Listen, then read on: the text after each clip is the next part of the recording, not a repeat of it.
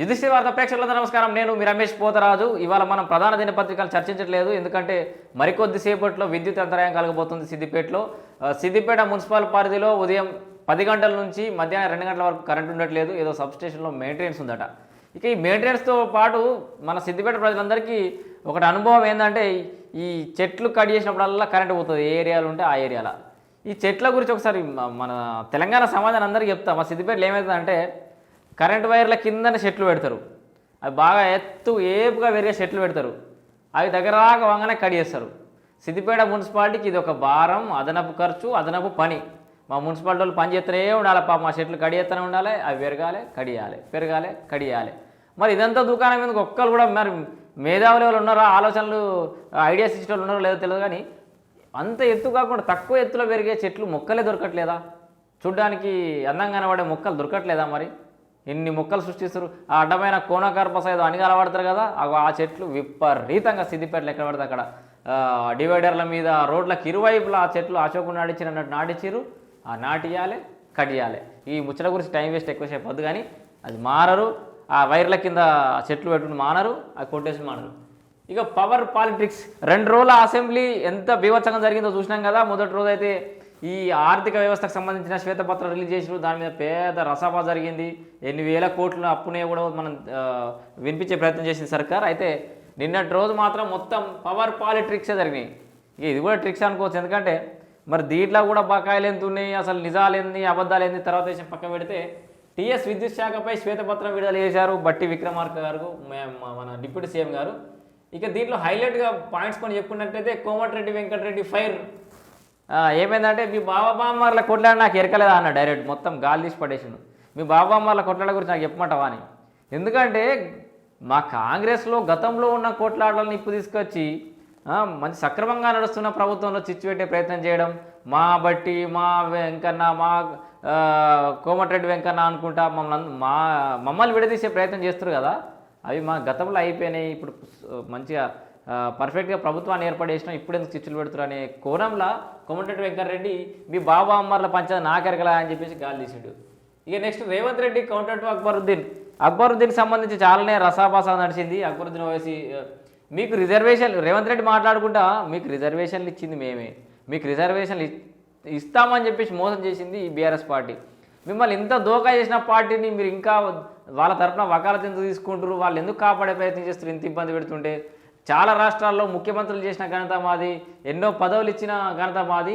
మీరు అదేంటి మైనారిటీల గురించి మీరు మాకు ప్రత్యేకంగా చెప్పాల్సిన అవసరం లేదు. వాళ్ళ సంక్షేమం చూసుకునే పార్టీ మా పార్టీ.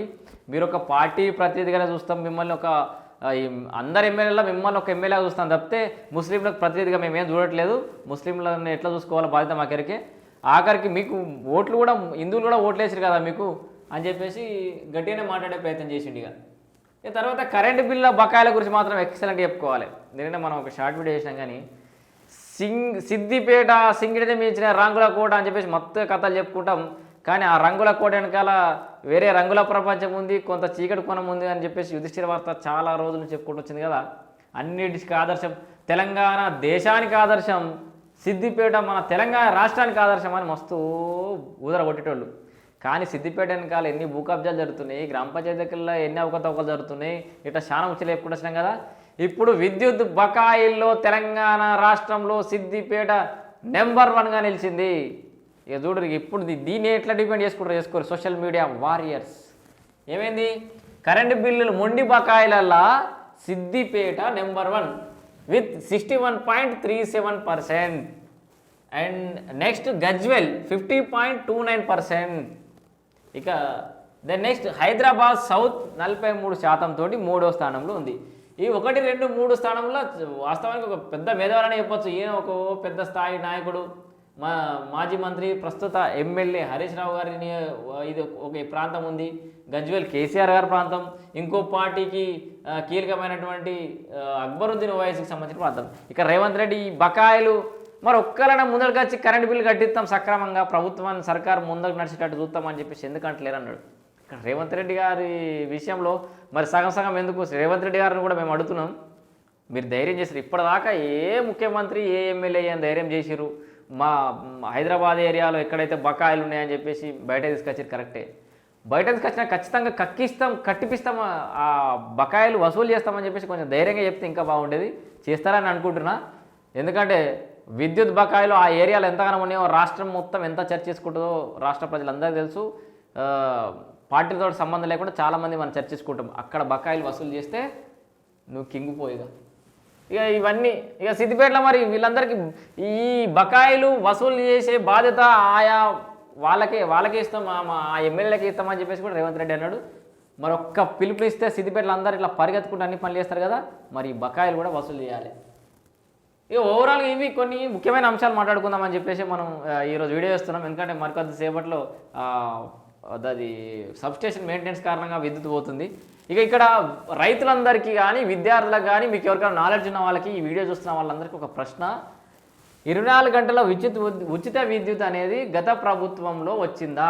24 గంటల ఉచిత విద్యుత్ మీకు ఎవరికైనా నాలెడ్జ్ ఉంటే కింద కామెంట్ చేయండి. మనం కూడా కొంతమంది రైతులను కలిసే ప్రయత్నం చేద్దాం రేపటి నుంచి ఎల్లుండి నుంచో, లేదా సబ్ స్టేషన్లలో కూడా తిరిగే ప్రయత్నం కూడా చేద్దాం ఎక్కడన్నా పర్మిషన్ తీసుకొని.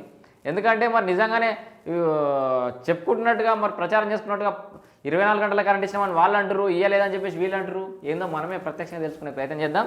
మీరైతే తెలిసిన వాళ్ళు, నాలెడ్జ్ ఉన్న వాళ్ళు, రైతులు ఎవరైనా ఉంటే 24 గంటలు రైతులకు ఉచిత విద్యుత్ వచ్చిందా లేదా కామెంట్ చేయండి. సో ఇది ఇవాళకి వచ్చేసి మార్నింగ్ న్యూస్. మరిన్ని ఇంట్రెస్టింగ్ టాపిక్స్ తోటి మళ్ళీ మీ ముందుకు వస్తా. Until stay tune. సామాన్య చేతుల బ్రహ్మాస్త్రం, యుధిష్ఠిర వార్త. నేను రమేష్ పోతరాజు.